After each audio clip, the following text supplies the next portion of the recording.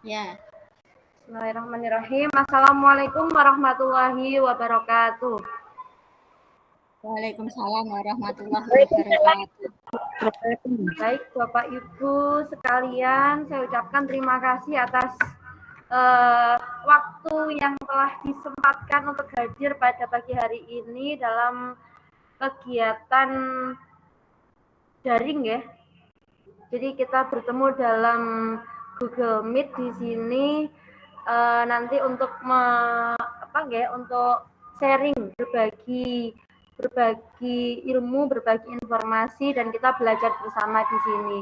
Kegiatan ini nanti sebelum dimulai, baik Pak Mirza, monggo, ada yang mau disampaikan?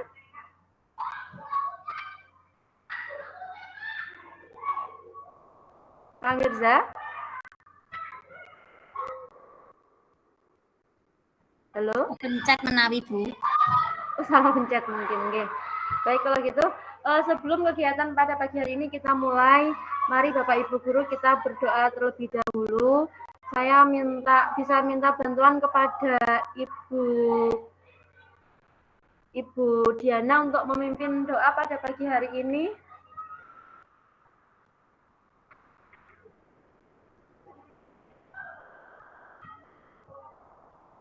Halo, Bu Diana.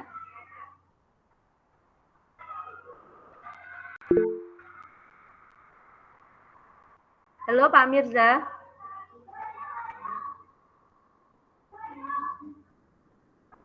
Suaranya belum keluar, Pak Mirza. Mungkin ada yang mau disampaikan?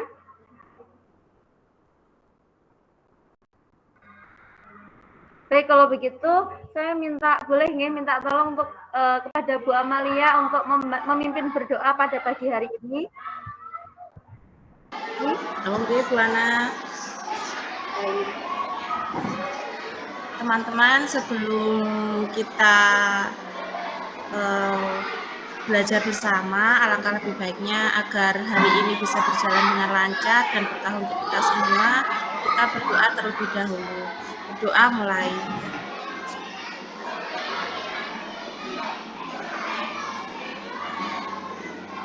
Selesai. Terima kasih, Bu Ana. Baik, terima kasih Bu Amalia. Baik, Bapak Ibu sekalian, di sini langsung saja ya, saya akan mohon izin untuk share screen. Materi yang akan kita bahas pada pagi hari ini.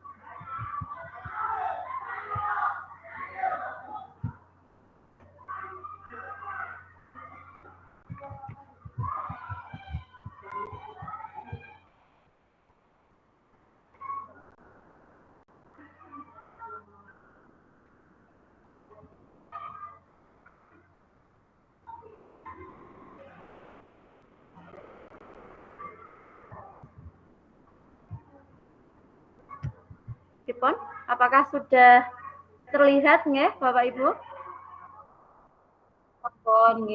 Baik Bapak Ibu sekalian, pertama-tama saya ucapkan alhamdulillah nggih kita diberikan kesehatan dapat berkumpul pada pagi hari ini dalam mode daring. Dan saya juga mengucapkan terima kasih kepada Bapak Ibu sekalian yang telah menyempatkan untuk hadir pada pagi hari ini nggih. Hari ini kita akan sinau bareng tentang budaya positif.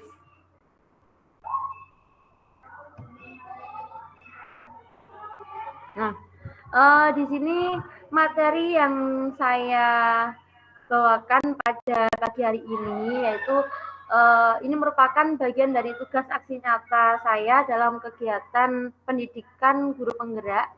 Di sini saya mendiseminasikan materi tentang budaya positif, ya.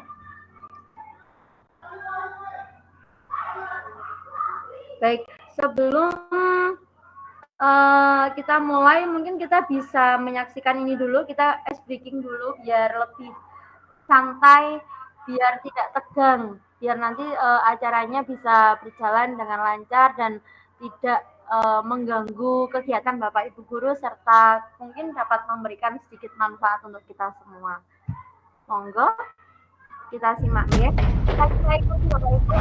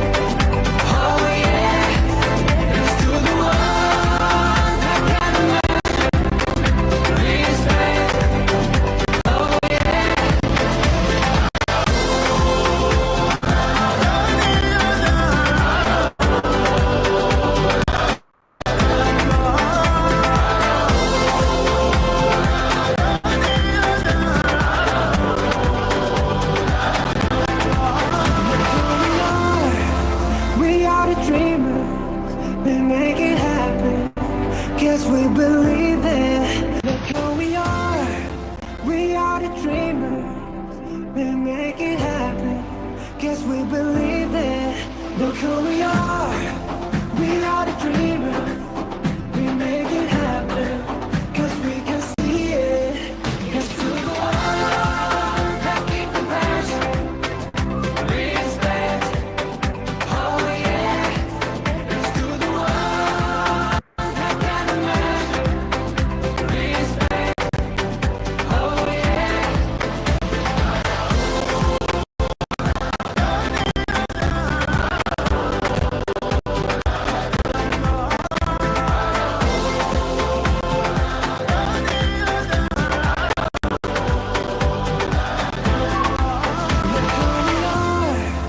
We are the dreamers, we make it happen, 'cause we believe it.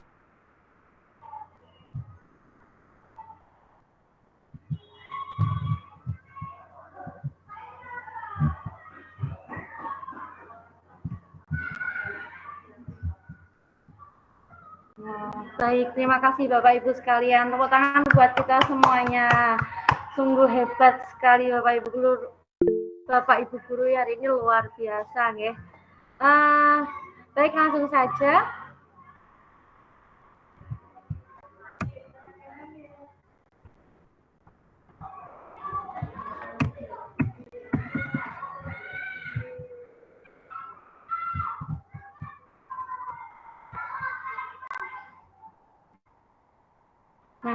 Nah, sebelum kita mulai pembahasan kita pada pagi hari ini, di sini saya ingin menyampaikan kesepakatan kelas, yaitu pada sesi kita kali ini, Bapak Ibu bisa menekan tombol raise hand untuk menyampaikan sesuatu, mungkin ada yang mau ditanyakan atau mungkin ada yang mau menyampaikan informasi penting, monggo. Kemudian tidak menyela pembicaraan peserta lain.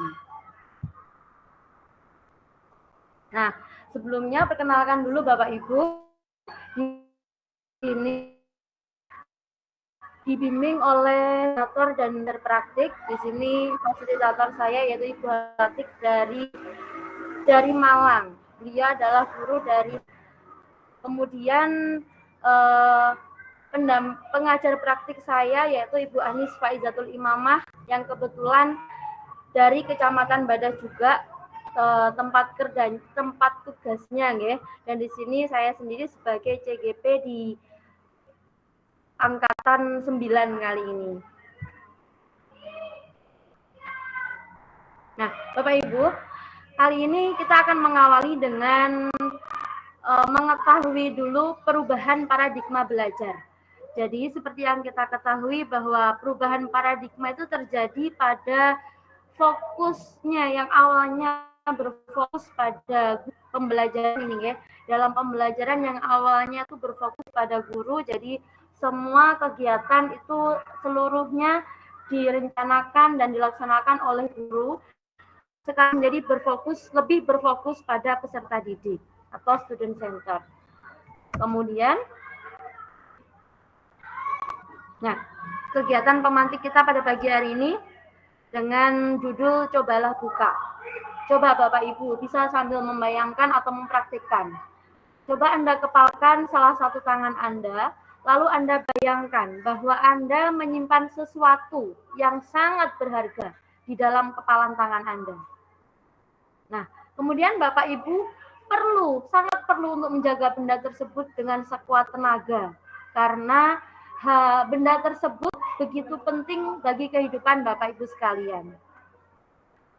Kemudian, ada salah seorang rekan Anda yang mencoba dengan melakukan berbagai cara untuk membuka kepalan tangan Anda tersebut.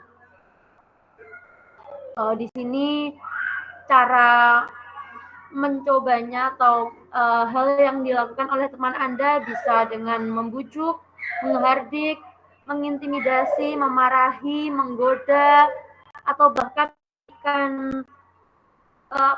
seperti suapan, menyuap. Jadi teman Anda bisa bebas membujuk Anda bagaimana caranya supaya Anda mau menggenggam kepalan tangan Anda. Nah, coba Bapak Ibu, kira-kira apabila yang panjenengan genggam itu adalah benda yang sangat berharga dalam hidup panjenengan, kira-kira apakah Anda akan membuka kepalan tangan panjenengan? Dan kira-kira alasannya apa ya? Karena pasti ada alasannya. Mungkin Anda panjenengan bisa akan membuka kepalan tangan, atau panjenengan akan tetap menutup rapat kepalan tangan tersebut. Mungkin ada salah satu dari Bapak Ibu yang mau mencoba menjawab pertanyaan ini.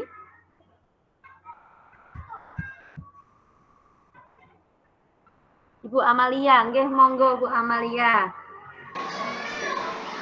Iya Bu, terima kasih atas kesempatannya. Kalau saya akan tenaga untuk tidak membuka kepalan tangan saya Bu, karena itu kan hal yang paling berharga bagi saya. Jangan sampai orang lain. Oh, ngaten nggih. Nggih, bagus sekali. Jadi kalau menurut Bu Amalia ini akan mempertahankan apa yang disimpan di dalam tangannya. Jadi Bu Amalia tidak akan membuka meskipun dipujuk, dirayu, bahkan mungkin disuap sama rekannya untuk membuka tangan tersebut. Kenapa Bu Amalia? Mungkin sangat berharga nggih Bu nggih, sehingga kita tidak mengizinkan orang lain untuk mengetahui Bu Amalia. Iya Bu, karena kan sangat penting sekali bagi saya, terus sangat berharga, jadi harus saya lindungi dengan sungguh-sungguh ngoten buana. Okay. Baik, luar biasa Bu Amalia. Mungkin terima kasih ya Bu Amalia. Mungkin di rekan-rekan yang lain, Bapak Ibu guru yang lain, apakah ada yang menjawab akan tetap akan membuka kepalan tangan? Pak Raufik, silakan Pak Raufik. Terima kasih Bu atas kesempatannya. Okay. Kalau saya Bu, ya jelas kalau misalkan dorongan atau rayuan itu sekedarnya saja, tentu saya akan bersikap tetap tidak membuka Bu. Tetapi misalkan, kalau dorongan atau rayuan itu sangat luar biasa, sangat besar dalam artinya ini saya kan mengetahui Bu apa yang ada di dalam genggaman atau tangan saya.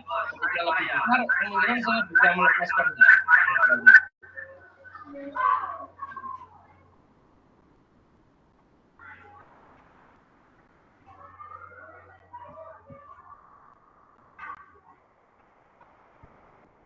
Ya Bu, terima kasih. Itu sudah saya sampaikan. Terima kasih Pak Raufik gitu nggih. Jadi kalau Pak Raufik juga kemungkinan akan tetap menutup, atau bisa juga dalam suatu kondisi tertentu akan membuka kepalan tangan tersebut. Nggih, betul. Memang Bapak Ibu, di sini tidak ada jawaban salah atau benar, karena setiap orang melakukan sesuatu pasti ada maksudnya apa, pasti ada alasannya. Nah, dalam kegiatan ini sesungguhnya siapa sih yang memegang kendali atau kontrol untuk membuka atau menutup kepalan tangan? Kira-kira rekan yang membujuk kita atau diri kita sendiri?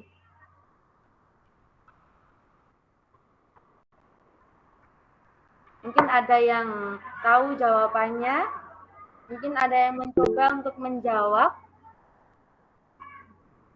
Oke, Bu Amalia, boleh silakan Bu Amalia, dan Pak Raufik ini yang sudah raise hand.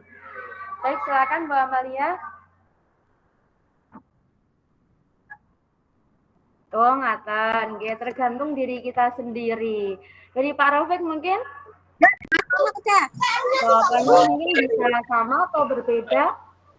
Sama Bu. Jadi sebenarnya berapapun ya kuat seseorang membujuk kita, itu tetap dikembalikan kepada pribadi kita masing-masing, tergantung dari kemauan diri kita masing-masing. Apakah tetap untuk menutup ataupun membuka itu Bu. Terima kasih. Betul sekali. Baik, terima kasih Bu Amalia, Pak Raufik. Memang benar Bapak Ibu sekalian. Jadi sebenarnya yang memegang kendali atau kontrol itu bukanlah rekan kita, bukan seberapa pandai dia membujuk atau merayu, tetapi tergantung pada diri kita sendiri. Jadi apakah kita akan membuka atau tetap menutup kepalan tangan kita itu tergantung pada kontrol diri kita sendiri. Ngaten nggih. Baik, selanjutnya. Nah, di sini psikiater dan pendidik Dr. William Glasser dan kontrol teori yang kemudian berkembang dan dinamakan choice theory meluruskan beberapa miskonsepsi tentang makna kontrol. Nah, ini yang banyak hal yang sudah beredar, yang sudah dianggap umum dalam kehidupan sehari-hari kita, tapi sebenarnya itu tidak demikian atau kurang tepat. Nah, ini yang pertama, ilusi guru mengontrol murid. Nah, jadi seorang guru dapat mengontrol murid itu adalah sebuah ilusi, karena pada dasarnya kita itu tidak bisa memaksa murid untuk melakukan sesuatu. Jadi misalkan suatu ketika murid kita mau melaksanakan apa yang kita instruksikan, apa yang kita sampaikan, mungkin bisa jadi murid tersebut memang dia ingin melakukan hal itu, atau mungkin ketika dia sebenarnya tidak ingin, tapi dia tidak punya pilihan lain. Jadi saya merasa mungkin cari aman aja, saya manut sama Bapak Ibu guru. Nah, seperti itu. Jadi sebenarnya dalam hati kecilnya tuh sebenarnya tidak sesuai dengan keinginan. Jadi tidak bisa guru itu mengontrol murid. Sebenarnya itu mungkin hanya sebuah keterpaksaan. Kemudian yang kedua ada ilusi bahwa semua penguatan positif, efektif dan bermanfaat. Nah, ini mungkin saja terjadi, tapi dalam waktu yang pendek, tidak bisa dalam jangka waktu panjang.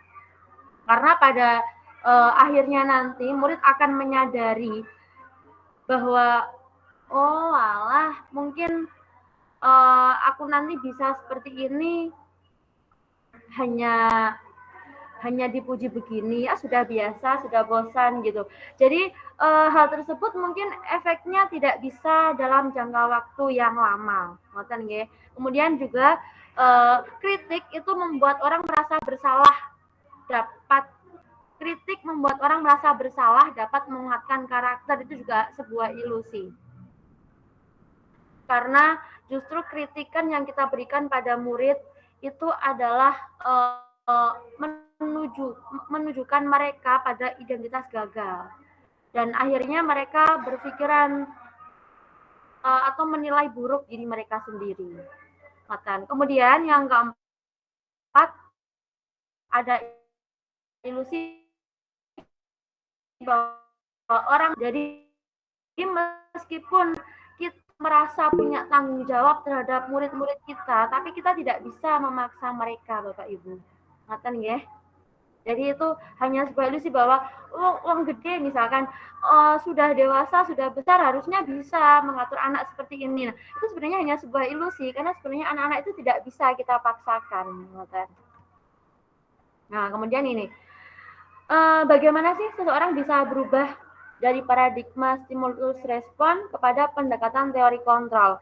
Nah, di sini Stephen R. Covey mengatakan bahwa bila kita ingin membuat kemajuan perlahan, sedikit-sedikit, ubahlah sikap atau perilaku Anda.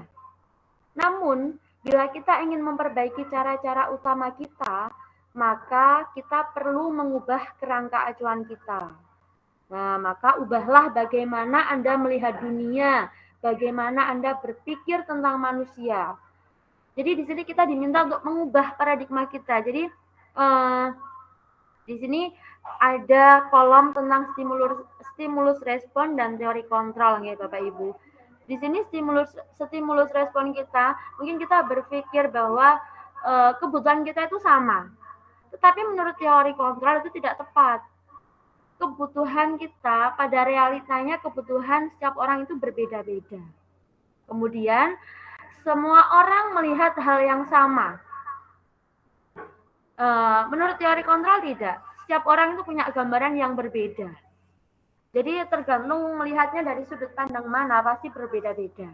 Kemudian kita mencoba mengubah orang agar berpandangan sama dengan kita. Nah, apakah bisa seperti itu? Boten. Kita itu menurut teori kontrol, kita itu seharusnya bisa berusaha memahami pandangan orang lain tentang dunia. Boten nggih. Jadi ini ada beberapa hal yang ini menurut kita sendiri seperti ini, tapi sebenarnya tidak demikian. Kalau menurut teori kontrol ini seperti yang tertera pada kolom di sebelah kanan. Kalau kita berpikir orang lain bisa mengontrol saya, itu salah. Sebenarnya yang bisa mengontrol diri kita sendiri, ya kita. Seperti kegiatan pada membuka kepalan tangan tadi. Itu tergantung pada kontrol diri kita sendiri.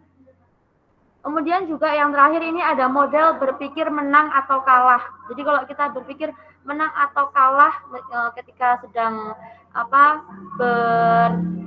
berdiskusi atau sedang mempertaruhkan pendapat kita.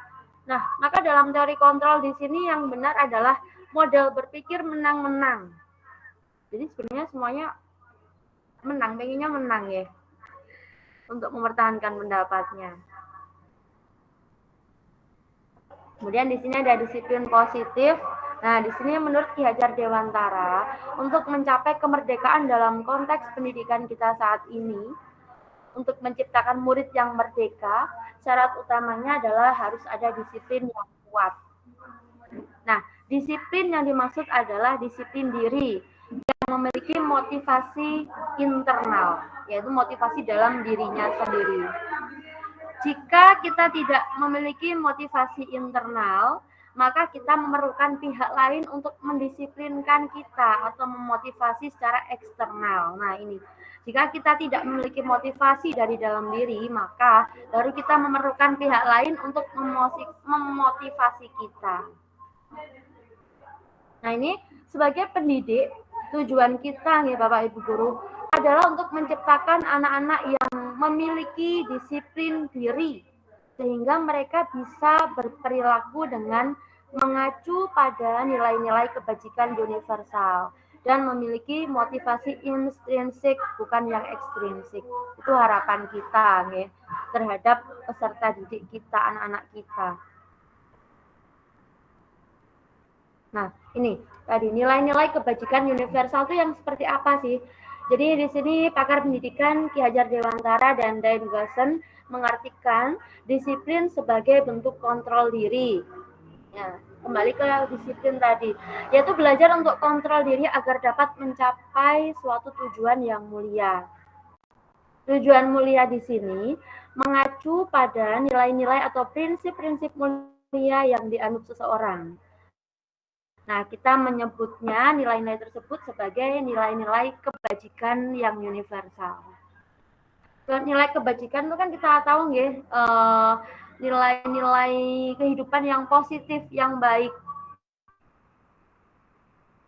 Nah, yang universal itu seperti apa? Jadi nilai kebajikan yang universal itu nilai-nilai kebajikan yang disepakati bersama, terlepas dari suku, bangsa, agama, bahasa maupun latar belakangnya. Jadi ini dapat berlaku di tempat manapun, ya.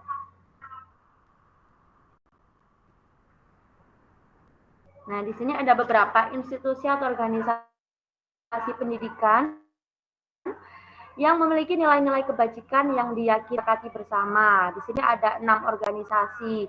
Nah, salah satunya yaitu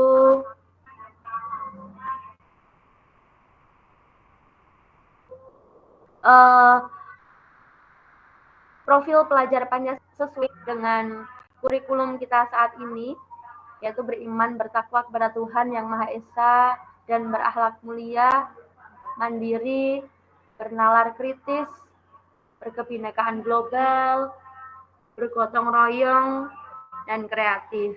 Dan di sini juga banyak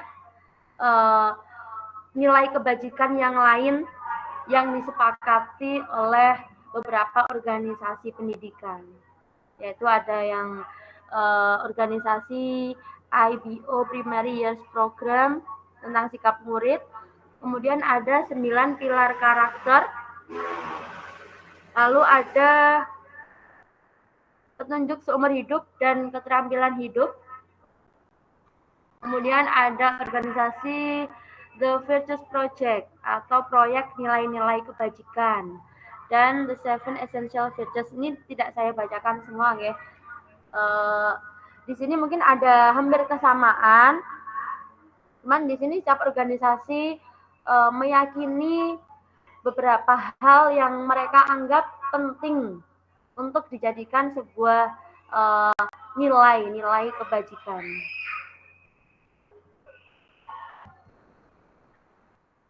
Baik, kenapa disampaikan tentang disiplin dan nilai-nilai kebajikan di sini? Karena ini menyesuaikan dengan standar pendidikan nasional bahwa dalam rangka menciptakan lingkungan yang positif, maka setiap warga sekolah dan pemangku kepentingan perlu saling mendukung, menghayati, dan menerapkan nilai-nilai kebajikan yang telah disepakati bersama. Untuk dapat menerapkan tujuan mulia tersebut, maka seorang pemimpin pembelajaran perlu berjiwa kepemimpinan, sehingga dapat mengembangkan sekolah dengan baik, agar terwujud suatu budaya sekolah yang positif sesuai dengan standar kompetensi pengelolaan yang telah ditetapkan. Nah, ini tujuan mulia kita, tujuan utama kita untuk menerapkan disiplin positif adalah untuk membentuk murid-murid yang berkarakter, berdisiplin, santun, jujur, peduli, bertanggung jawab, dan menjadi pembelajar sepanjang hayat sesuai dengan standar kompetensi lulusan yang diharapkan. Baik, selanjutnya di sini ada 3 motivasi perilaku manusia. Nah, jadi setiap manusia itu melakukan suatu tindakan pasti memiliki motivasi tertentu, memiliki alasan tertentu. Yang pertama ini untuk menghindari ketidaknyamanan atau hukuman. Ini mungkin bisa dilihat dalam diri kita sendiri ketika kita mempunyai motivasi untuk menghindari hukuman. Mungkin pertanyaan dalam hati kita, apa yang akan terjadi apabila saya tidak melakukannya? Nah, jadi di sini dia melakukan sesuatu itu untuk menghindari sebuah hukuman supaya dia tidak mendapatkan sanksi, tidak terkena sanksi. Kemudian yang kedua, untuk mendapatkan penghargaan dari orang lain. Nah, pertanyaannya seperti ini. Apa yang akan saya dapatkan apabila saya melakukannya? Jadi dia berpikir bahwa dia melakukan sesuatu itu untuk mendapatkan penghargaan, untuk mendapatkan mungkin pujian atau mungkin hadiah dari orang lain, kalau penghargaan dari gurunya, seperti itu. Kemudian yang ketiga, yaitu untuk menjadi orang yang mereka inginkan. Nah, disinilah letak motivasi intrinsiknya. Jadi mereka bertanya pada dirinya sendiri, akan menjadi orang yang seperti apa apabila saya melakukan seperti ini. Berarti di sini sudah ada kesadaran. Nah, di sini adalah tingkatan yang paling tinggi di 03 ini ya, untuk menjadi orang yang mereka inginkan. Sesuai dengan urutan ini adalah urutan dari tingkatan terendah motivasi perilaku manusia. Jadi kalau kita melakukan suatu hal untuk menghindari hukuman, itu berarti mungkin tingkat disiplin positif kita masih rendah. Seperti itu Bapak Ibu. Jadi yang baik adalah seperti ini. Akan jadi orang yang seperti apa bila saya melakukan hal demikian. Kemudian di sini ada hukuman, konsekuensi, dan restitusi. Bedanya apa sih? Kalau hukuman itu tidak terencana atau secara tiba-tiba. Dan anak atau murid itu tidak tahu apa yang akan terjadi. Hukuman bersifat satu arah dari pihak guru yang memberikan. Ini kalau hukuman. Jadi seperti mendadak, dan kadangkala itu tidak nyambung, tidak sesuai dengan kesalahan yang telah diperbuatnya. Kemudian kalau konsekuensi itu sudah terencana atau sudah disepakati dan sudah dibahas dan disetujui oleh murid dan guru. Nah, umumnya ini berbentuk konsekuensi yang sudah dibuat mungkin seperti kesepakatan kelas. Dan murid di sini sudah mengetahui sebelumnya konsekuensi yang akan diterima bila dia melakukan sebuah pelanggaran. Jadi misalkan ada anak yang terlambat, di dalam keyakinan kelasnya, di dalam kesepakatan kelasnya sudah ada di situ mengenai pelanggaran ketika ada yang terlambat datang ke sekolah. Nah, mungkin di situ anak-anak akan paham, oh berarti akan mendapatkan konsekuensinya seperti ini, kan. Nah, juga ada restitusi. Nah, restitusi ini tingkatannya lebih tinggi ya, lebih baik lagi. Di sini adalah proses menciptakan kondisi murid untuk memperbaiki kesalahan mereka, sehingga mereka bisa kembali pada kelompok mereka dengan karakter yang lebih kuat. Itu menurut Gosen pada tahun 4. Restitusi juga merupakan proses kolaboratif yang mengajarkan murid untuk mencari solusi. Nah, di sini diajak berkolaborasi untuk mencari solusi dari permasalahan yang sedang mereka hadapi dan membantu murid berpikir tentang orang seperti apa yang mereka inginkan dan juga bagaimana mereka harus memperlakukan orang lain. Nah, ini nanti akan kita bahas di belakang tentang restitusi, Bapak Ibu. Kemudian nah, kira-kira hukuman ataukah konsekuensi seperti tadi sebelumnya, pada slide sebelumnya, kalau hukuman itu satu ahnya sifat dari guru dan murid itu tidak tahu kalau dia akan mendapatkan demikian. Kalau konsekuensi itu tadi berkaitan dengan kesepakatan diyakini bersama kan guru terhadap murid seperti Bapak Ibu, oke, Bu Us, Bu Uswatun Hasanah, nggih. Ada yang raise hand?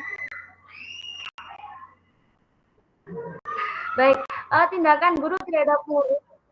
Oh nggih. Oh, ngoten dari tadi. Oh, saya baru tahu, nggih. Baik, terima kasih buat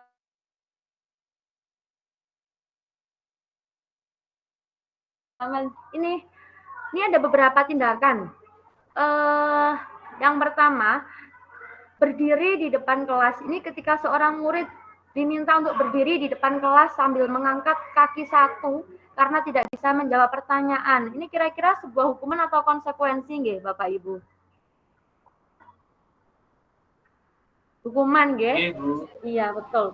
Ini adalah sebuah hukuman karena tidak ada hubungannya, dia tidak bisa menjawab pertanyaan, tapi dia harus berdiri di depan kelas sambil mengangkat kaki satu. Itu adalah hal yang sebenarnya tidak kurang baik juga, nggih. Secara tiba-tiba dia dihukum seperti itu, yang tidak ada hubungannya dengan kesalahan yang dia lakukan. Kemudian yang ini ke-6, lari mengelilingi lapangan basket 2 kali karena terlambat 10 menit untuk pelajaran PJOK. Di sini kira-kira hukuman atau konsekuensi? Mungkin ada yang ingin menjawab?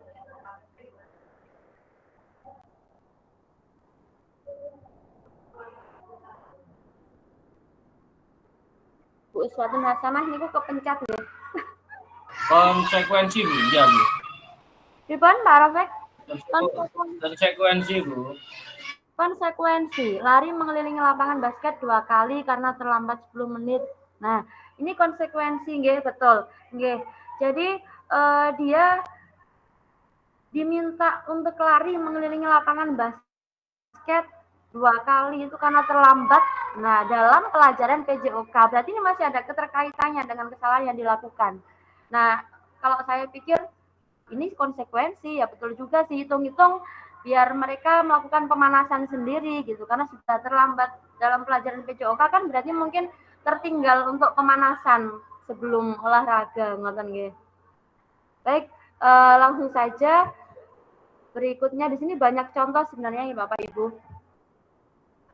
Nah, di sini ada 5 kebutuhan dasar manusia. Yang pertama ada kebutuhan bertahan hidup. Ini bersifat fisiologis dan contohnya kebutuhan untuk bertahan hidup itu seperti kesehatan, kebutuhan rumah, kebutuhan untuk makan, itu adalah kebutuhan bertahan hidup.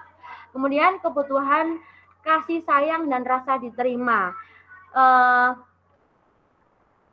Contohnya adalah kebutuhan untuk dapat berhubungan baik atau berkoneksi dengan baik terhadap orang lain, kebutuhan untuk menerima kasih sayang, kebutuhan untuk diterima dalam sebuah kelompok. Nah, ini merupakan termasuk kebutuhan dasar manusia juga. Kemudian yang ketiga adalah kebebasan. Nah, di sini kebebasan itu berarti kebebasan yang mandiri. Kebutuhan akan kemandirian, otonomi, memiliki pilihan, dan mampu mengendalikan arah hidupnya sendiri. Di sini termasuk ke dalam kebebasan. Kemudian yang keempat ada kesenangan, yaitu kebutuhan untuk mencari kesenangan, untuk bermain, untuk tertawa. Itu kalau anak-anak ya. Kebutuhan kesenangan itu sangat diperlukan. Bahkan kita orang dewasa pun juga seperti itu supaya tidak terlalu tertekan dengan kesibukan setiap hari. Jadi kita perlu merasa senang juga. Kemudian yang kelima ada penguasaan. Nah, penguasaan di sini adalah pengakuan atas kemampuan dia. Jadi dia tuh ingin untuk dianggap berharga dan dia bisa diakui telah berhasil untuk membuat suatu pencapaian dan dia juga ingin dihormati di sini atas usaha yang telah dilakukan. Nah, di sini 5 kebutuhan dasar ini, yang pertama kebutuhan bertahan hidup itu merupakan kebutuhan fisiologis ya, secara fisik. Sedangkan kebutuhan yang kedua, 3, 4, dan 5 itu semua merupakan kebutuhan psikologis ya. Jadi ini sedikit perbedaannya di situ.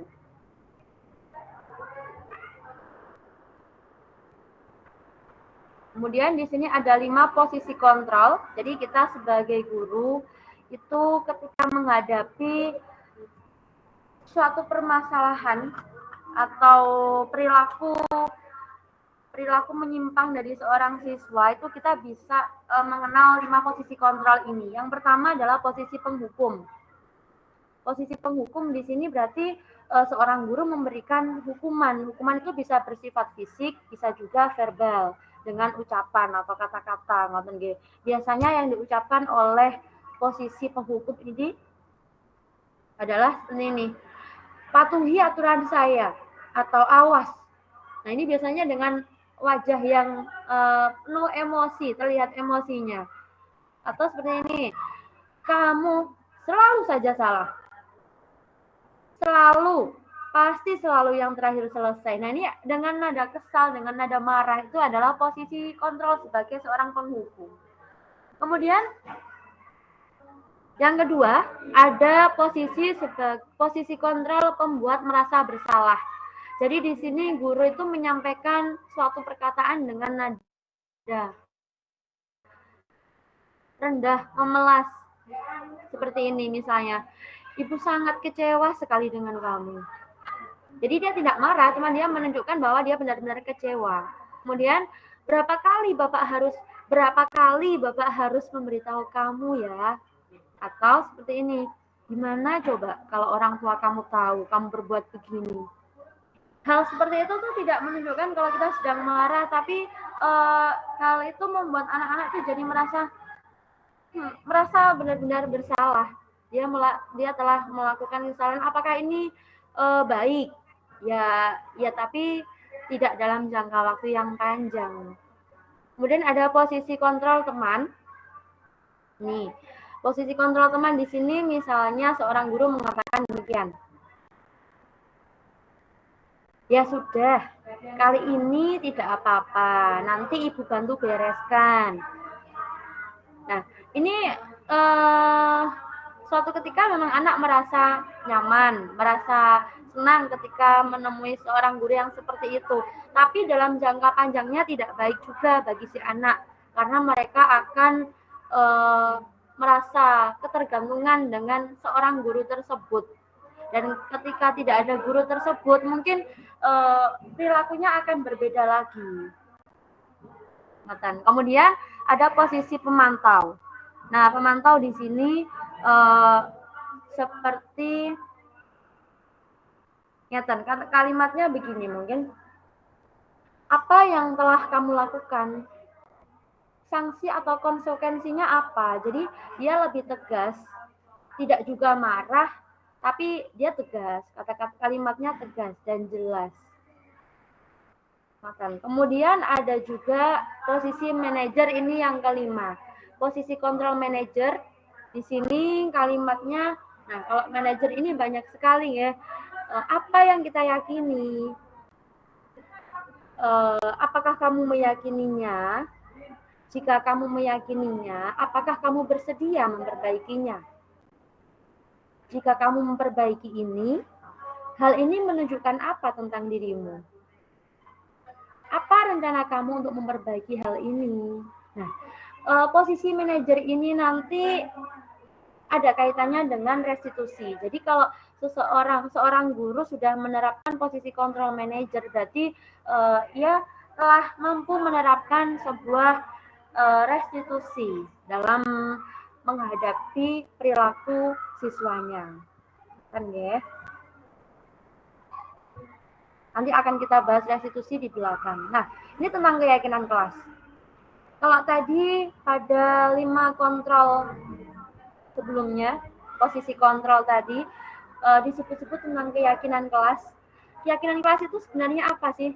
Keyakinan kelas itu adalah nilai-nilai universal yang disepakati tanpa ada paksaan dan diyakini bersama serta dilaksanakan oleh semua warga kelas.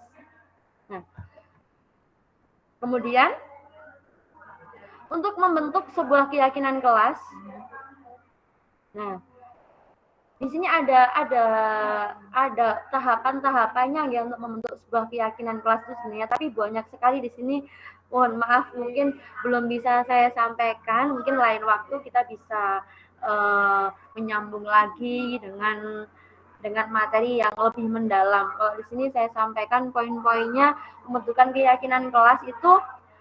Keyakinan kelas itu sifatnya lebih abstrak daripada peraturan. Yang kalau peraturan itu lebih rinci dan konkret sifatnya. Kemudian keyakinan kelas itu berupa pernyataan universal. Jadi yang bersifat umum, bukan yang khusus. Kemudian pernyataan keyakinan kelas itu dibuat dalam bentuk positif. Nah, ini juga penting. Dan hendaknya keyakinan kelas itu tidak terlalu banyak sehingga dapat mudah diingat dan dipahami oleh semua warga kelas. Ya. Dalam hal ini fokusnya adalah siswa. Kemudian keyakinan kelas sebaiknya sesuatu yang dapat diterapkan di lingkungan tersebut. Jadi tidak perlu membuat keyakinan kelas yang terlalu banyak, muluk-muluk. Yang sederhana saja cukup, tapi memang benar-benar bisa diterapkan dalam kita. Dan semua warga kelas itu hendaknya berkontribusi dalam pembuatan keyakinan kelas. Jadi semuanya dilibatkan.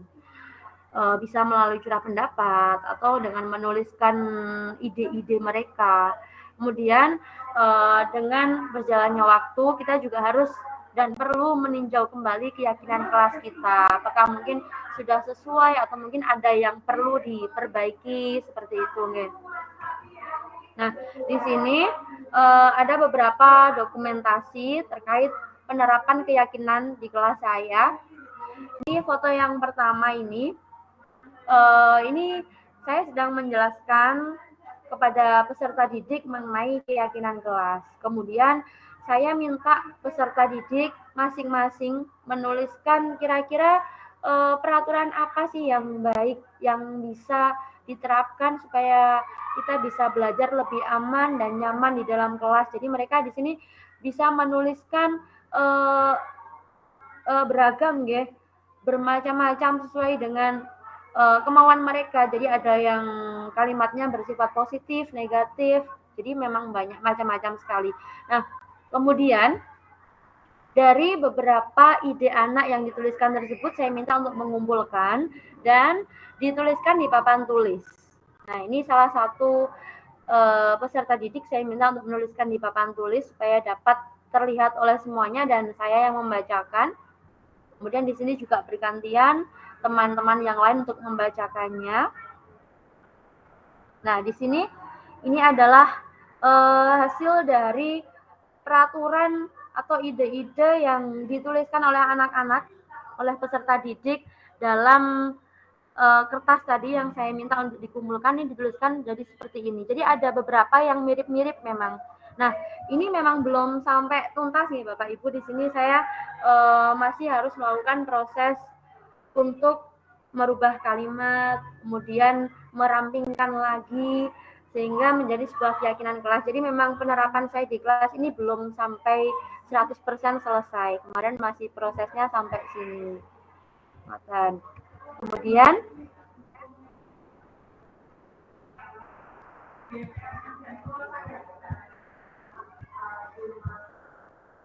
ini. Nah, kemudian ini. Nah, ini segitiga restitusi. Jadi restitusi itu digambarkan dengan sebuah bidang segitiga. Karena ada 3 tahapan dalam restitusi. Yaitu yang pertama, menstabilkan identitas. Di sini berarti menyadari kesalahan setiap orang. Kemudian validasi tindakan yang salah dengan menanyakan alasan atau cara lain yang mungkin bisa dilakukan. Kemudian menanyakan keyakinan, yaitu untuk menuju atau mengarahkan peserta didik kita untuk menuju pada keyakinan kelas yang telah disepakati bersama. Jadi ini ketika kita menghadapi anak yang sedang yang melakukan suatu tindakan perilaku yang menyimpang, mungkin kita bisa menyelesaikan dengan tahapan segitiga restitusi ini. Nah, di sini dalam melakukan segitiga restitusi, kita hendaknya tidak meluapkan emosi, tetapi kita berusaha menggali informasi dan mengarahkan anak-anak untuk mencari solusi atas permasalahan yang sedang mereka hadapi. Jadi anak-anak sendiri yang menentukan solusinya. Jadi kita berbicara dengan nada yang lembut, yang tidak menekan. Kemudian pertanyaannya misalnya seperti ini. Tahapan yang pertama untuk menstabilkan identitas mungkin bisa menggunakan pertanyaan seperti ini. Atau pernyataannya tidak ada manusia yang sempurna. Atau mungkin saya juga pernah melakukan kesalahan seperti itu. Nah, hal itu penting Bapak Ibu, karena ketika anak berbuat kesalahan dan dia sudah ketahuan salah, itu pasti dia menuju pada identitas gagal.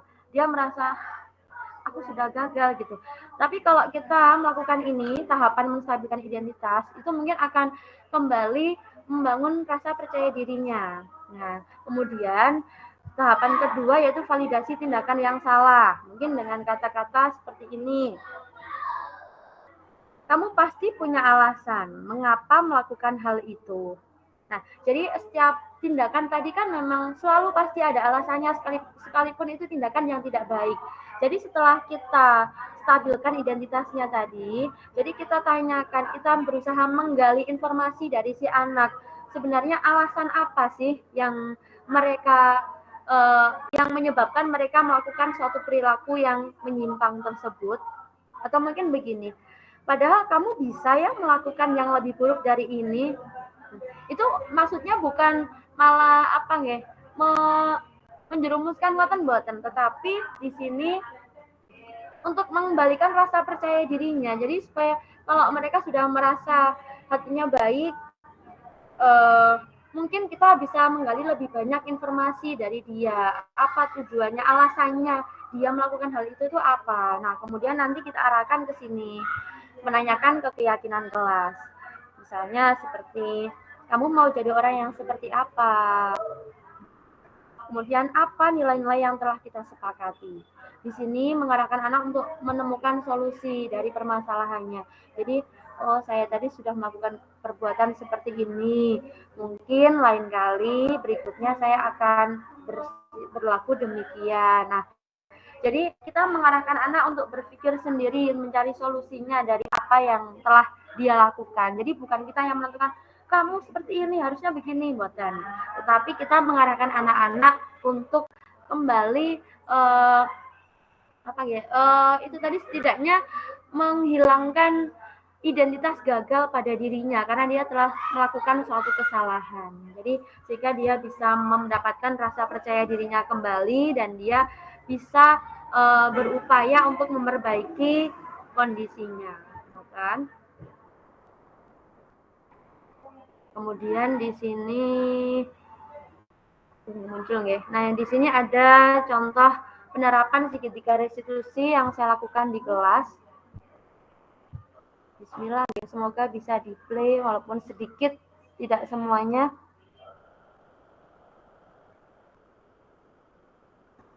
Muter-muter.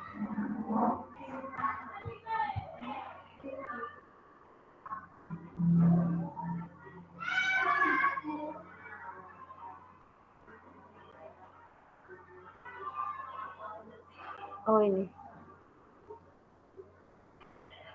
Nah ini salah satu murid saya itu ketika menyanyikan lagu Indonesia Raya dia tidak bisa melakukan posisi Indonesia Raya merdeka. Jadi dia bergerak-gerak sendiri.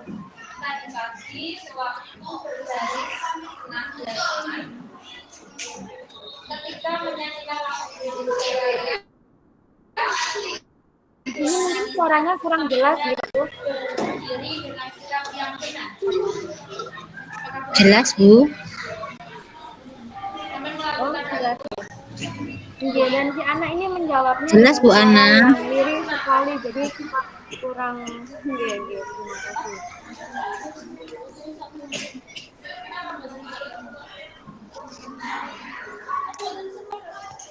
Baik, setiap orang itu pasti pernah melakukan.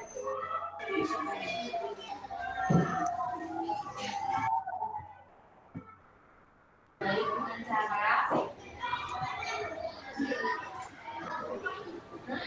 jadi di sini Bapak Ibu saya berusaha menerapkan tahapan dalam segitiga restitusi tadi. Jadi saya tidak langsung marah, kamu begini boten.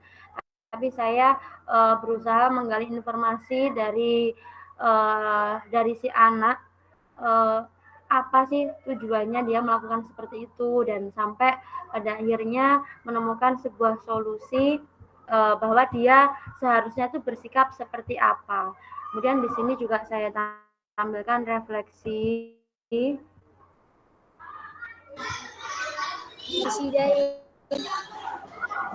Bagaimana perasaan Nafi setelah ditanya sama Bu Ana tadi?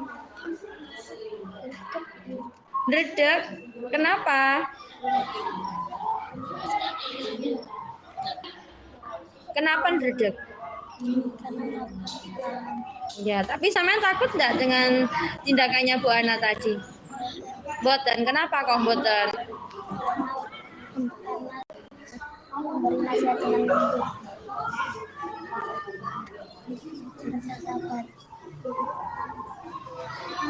Sambil marah-marah enggak tadi Bu Ana? Boten. Sekarang hadap ke kamera dong. Senyum. Tidak merasa takut. Tapi Nafis tadi sudah berjanji untuk apa? Melakukan hak kewajiban sebagai siswa. Kedepannya Nafis harus lebih baik lagi ya. Semangat Nafis.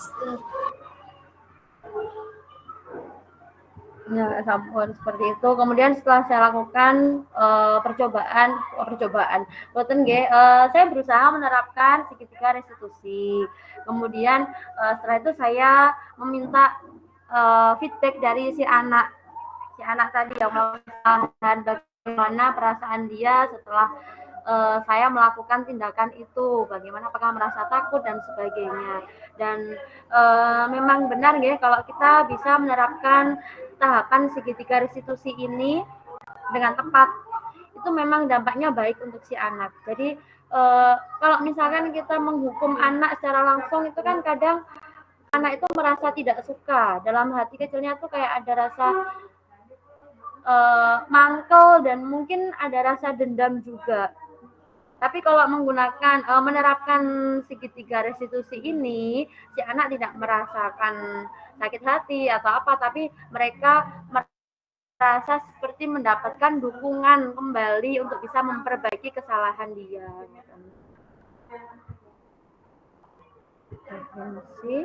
Nah, sampun ngoten Bapak Ibu, mungkin itu yang bisa saya sampaikan dalam presentasi pagi ini.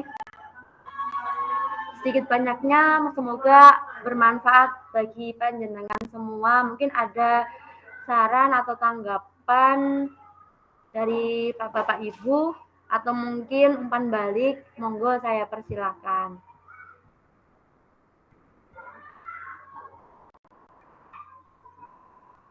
Pak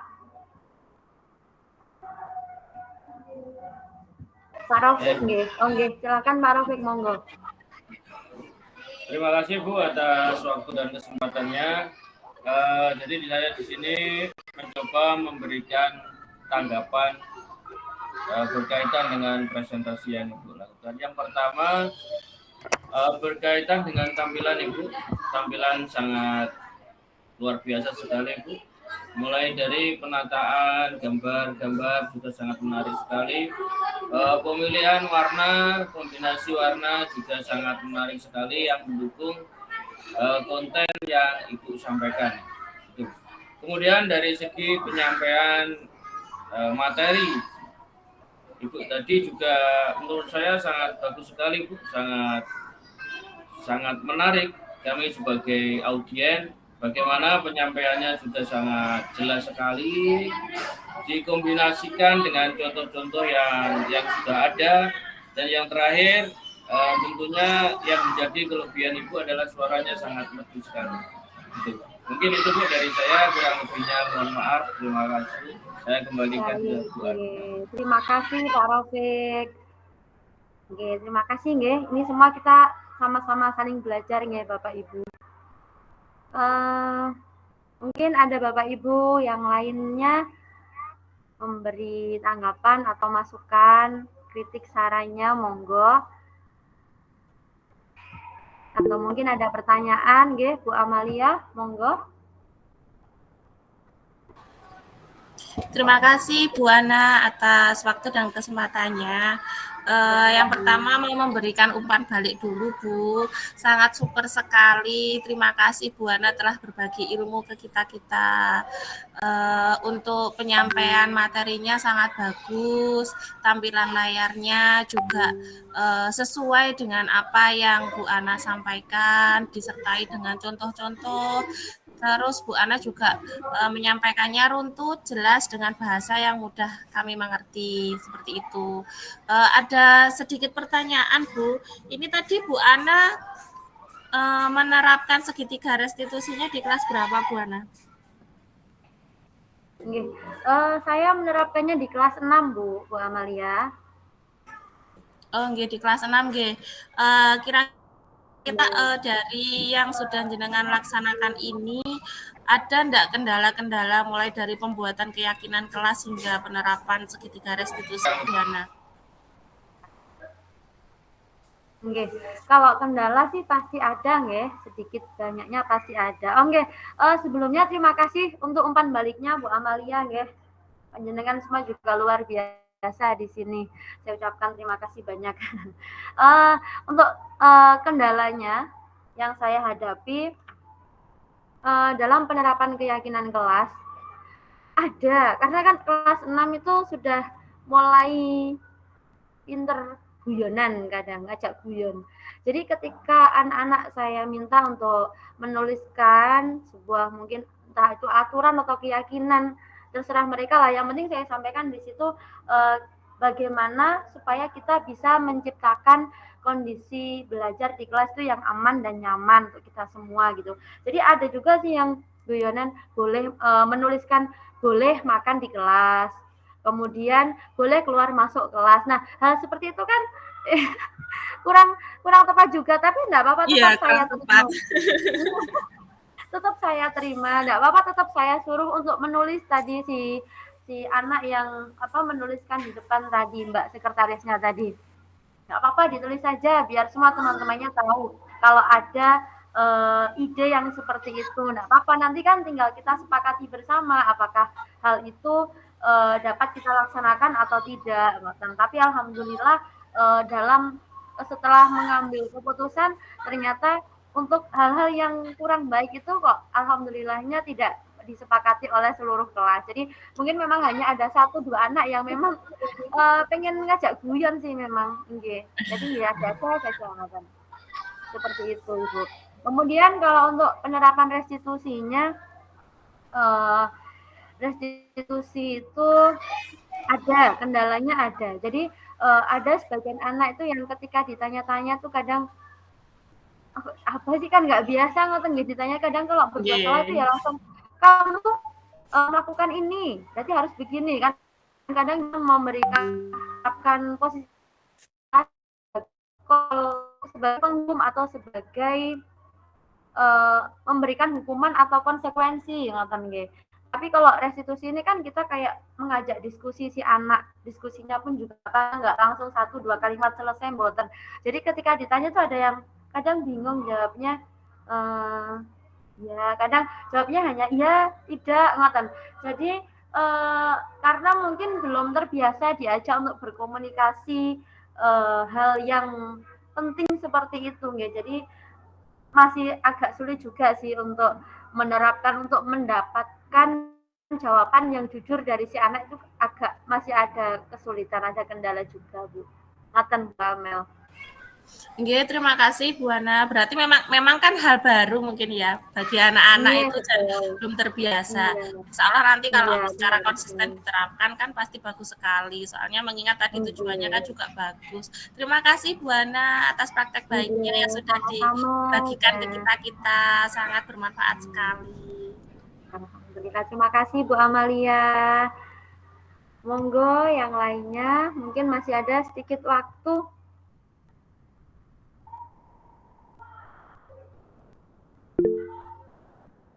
Oh, Pak Rafiq, nggih, monggo Pak Rafiq lagi. Terima kasih Bu atas waktu dan kesempatannya. Di sini yang saya mau tanyakan mungkin harapan ke depan Ibu. Ibu kan sudah berbagi aksi nyata mungkin kepada rekan-rekan guru juga, mungkin rekan lembaga Ibu juga, dan mungkin apa yang menjadi harapan Ibu untuk ke depannya dari praktek baik yang Ibu lakukan. Terima kasih. Terima kasih atas pertanyaannya Pak Rafiq. Yang pasti harapan saya dengan melakukan acara, ada saja acara sinau bareng ini, pastinya harapan saya untuk bisa sharing informasi, berbagi ilmu dengan teman-teman sekalian. Pastinya saya juga berharap nanti kita bisa bersama-sama untuk belajar menerapkan di kelas kita masing-masing atau mungkin di lingkungan sekolah bahkan lebih luasnya. Jadi meskipun mungkin belum 100% yakin akan berhasil, tapi setidaknya kita punya niatan.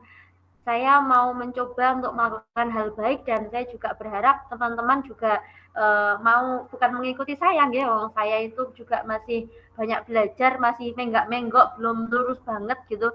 Jadi setidaknya kita belajar bersama-sama, mengajak teman-teman, ayo ada ilmu seperti ini, Pak, kita terapkan bersama-sama dan saling melengkapi. Begitu mungkin Pak Rafiq.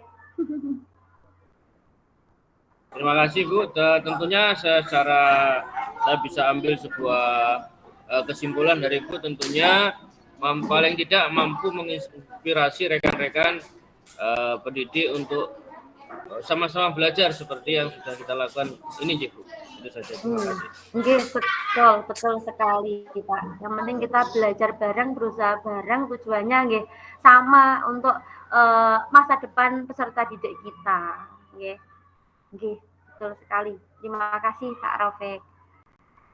Ripon, sampun Bapak Ibu, atau mungkin ada yang mau menambahkan lagi?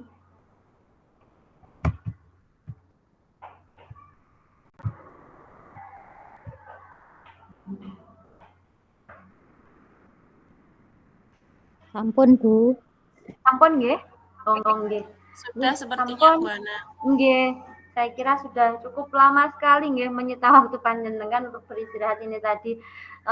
Pastinya saya ucapkan terima kasih banyak Bapak Ibu yang luar biasa untuk menutup kegiatan kita pada pagi hari ini. Sebelumnya saya minta bantuan kepada Bu Titi untuk memimpin berdoa nggih sebelum kita tutup bersama-sama. Monggo Bu Titi.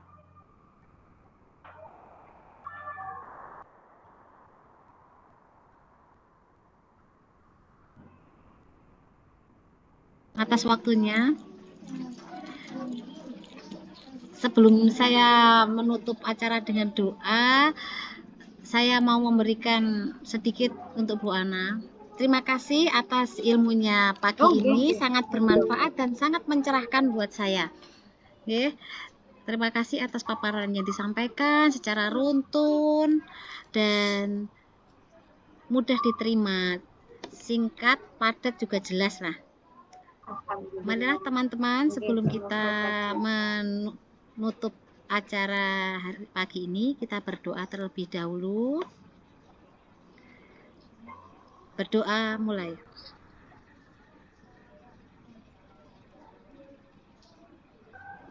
Selesai. Baik, terima kasih Bu Titi. Terima kasih nggih teman-teman semuanya. Oh nggih, kita berfoto dulu nggih. Oh nggih. Nggih, monggo. Kita Bapak Ibu yang lain boleh membuka layarnya supaya terlihat semuanya kecantikan panjenengan pada pagi hari ini dan juga kegantengannya. Ampun. Maksudnya bagaimana Bu? Apakah cukup tersenyum saja? Mungkin ada yang punya ide, Bapak Ibu?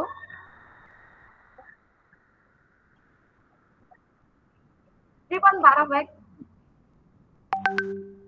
Oh begini. Oh nggih, monggo monggo. Monggo. Kayaknya begini nggih Bapak Ibu. Oke. Oke. Bentar, saya dokumentasikan dulu. Saya foto dulu nggih. Ngeten. Kanipun ngeten. Pon. 1, 2, 3.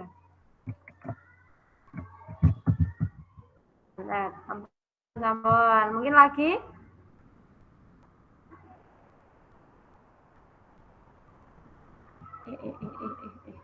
Literasi, Bu. Literasi. Oh nggih. Minta tolong Pak Rafiq untuk memfotokan nggih. Pripun Pak Rafiq siap? Loh, teman-teman sudah tidak nampak. Apa ini sinyal saya? Sampun? Saya bisa, Bu. Tak bantu, Bu. Oke. Sebentar dari sini. Oke.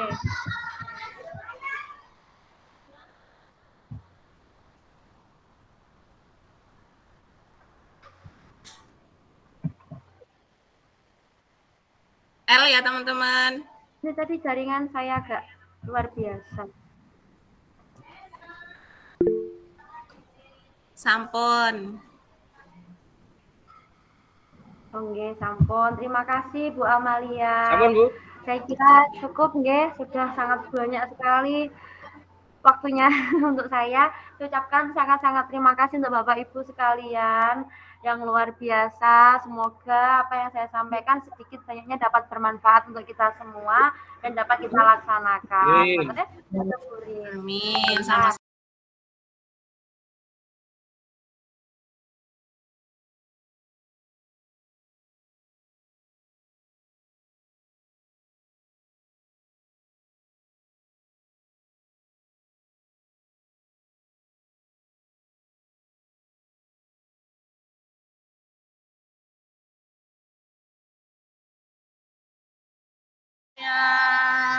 Indonesia Raya Merdeka.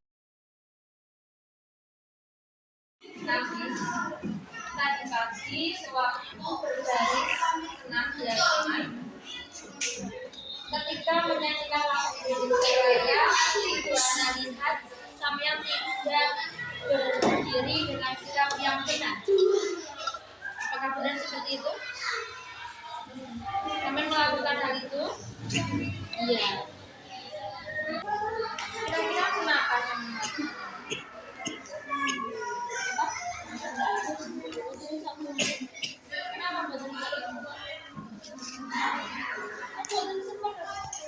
Baik, setiap orang itu pasti pernah melakukan kesalahan. Dan sampai melakukan tujuan apa yang itu tidak terus.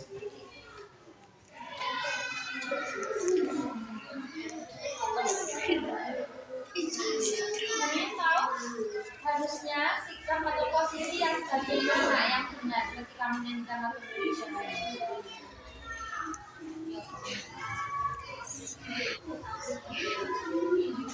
Sikapnya harus bagaimana?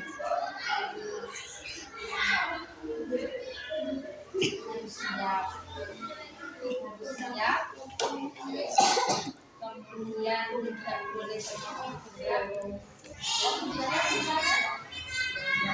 Namanya di samping siap atau begini, kakinya tidak bergerak, sebagainya juga dalam posisi yang siap. Ya. Kenapa sampai tadi mau contoh seperti itu ketika tidak mau diam? Betul saya. Kamu merasa melakukan itu? Merasa ya? Setiap orang memang pernah melakukan kesalahan. Ya, contohnya seperti itu. Mungkin kamu tidak menyadari apakah kamu merasa nyaman ketika melakukan hal itu. Betul. Dan sampai nyanyi terus bergerak apakah sampai merasa senang? Dengan apa yang sampai rasakan?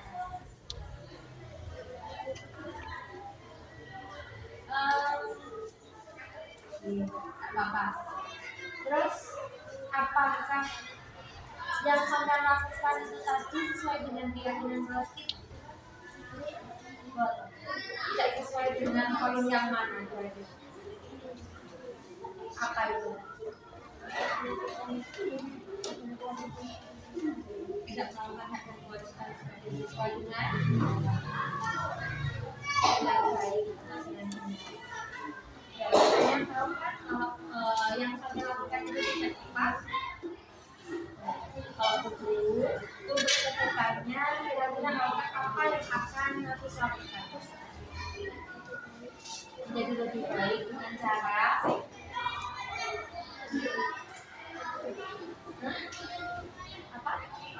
Tertib. Ketika menyanyikan lagu Indonesia Raya lagi, dan sikap kita harus bagaimana? Ya, apakah nanti kita melakukan hal itu? Benar ya? Besok jangan melihat apakah benar nanti sudah bisa melakukan hal itu. Apakah nanti sudah bisa bersikap ya? Ya. Bagaimana tanggapan Nafis dengan tindakan Bu Ana itu tadi? Apakah Nafis merasa takut? Tidak. Kenapa tidak takut? Bagaimana perasaan Nafis setelah ditanya sama Bu Ana tadi? Redek. Kenapa? Kenapa redek? Ya, tapi sampean takut enggak dengan tindakannya Bu Ana tadi? Boten. Kenapa kok boten? Memberi nasihat dengan lembut. Rasa sabar. Sambil marah-marah enggak tadi Bu Ana? Boten. Sekarang hadap ke kamera dong. Senyum. Tidak merasa takut. Tapi Nafis tadi sudah berjanji untuk apa? Melakukan hak kewajiban sebagai siswa. Kedepannya Nafis harus lebih baik lagi ya. Baik. Semangat Nafis. Baik.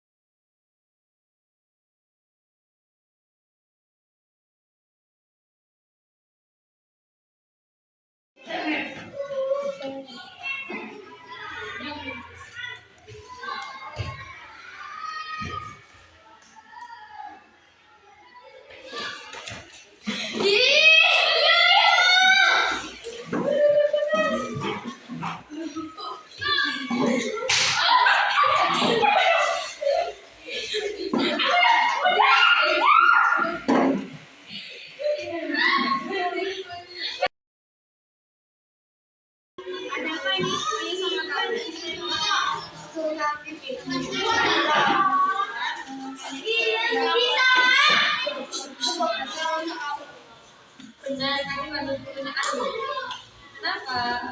Apakah kakak merasa senang ketika mengandung punya Ayu, mengganggu Ayu? Kami punya Ayu ketika apa? Ayu sudah apa? Sudah mengecewakan tiba-tiba mereka sama Ayu. Kenapa? Tujuannya kami untuk apa? Tidak tahu. Hanya untuk menghindari kesenangan. Tapi selalu hal itu sesuai dengan keyakinan tidak sesuai dengan keyakinan filsafat.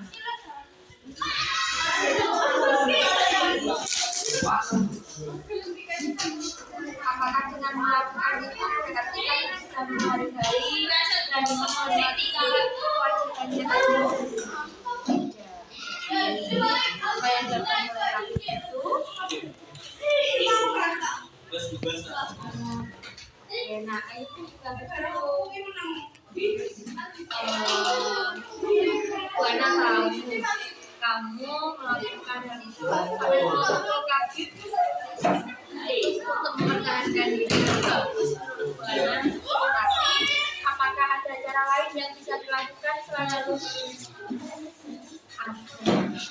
Jadi kita tidak harus membalas langsung dengan fisik. Kira-kira apakah yang Ayu lakukan sudah sesuai dengan kesepakatan kelas kita? Tidak sesuai dengan kesepakatan yang mana? Keyakinan kita yang mana?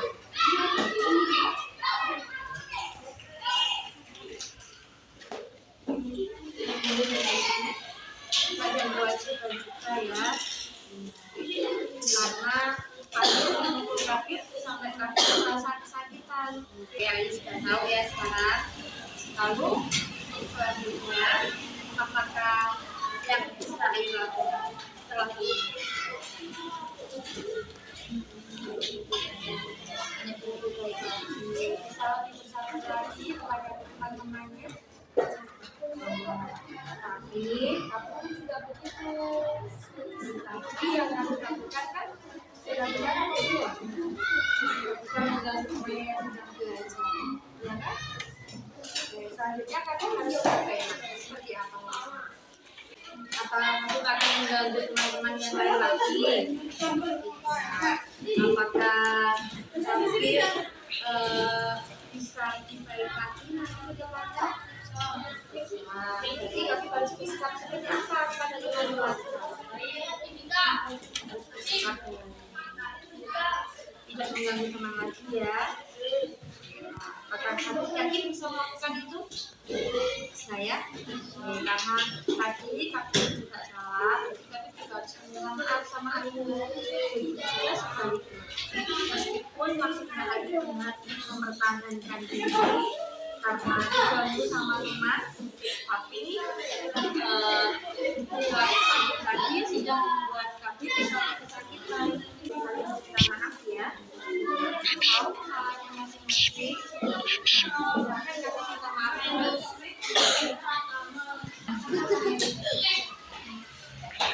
Nah, begitu ya sama temannya. Raffi tidak akan mengulangi lagi ya. Ayu, apakah sudah memaafkan Raffi? Nah, kemudian dengan Raffi yang tadinya sampai kesakitan sebelumnya, apakah sudah bisa memaafkan Ayu?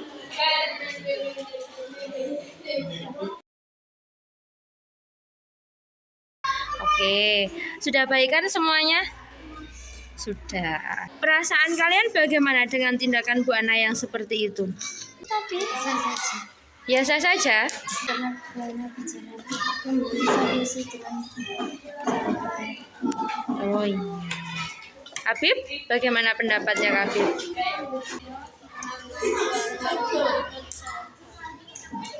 Dengan tidak marah-marah? Ya, apakah kalian lebih suka ketika Bu Ana melakukan tindakan seperti itu dengan tidak marah-marah? Oke, baik. Terima kasih. Lain kali lebih baik lagi sama temannya ya. Senyum.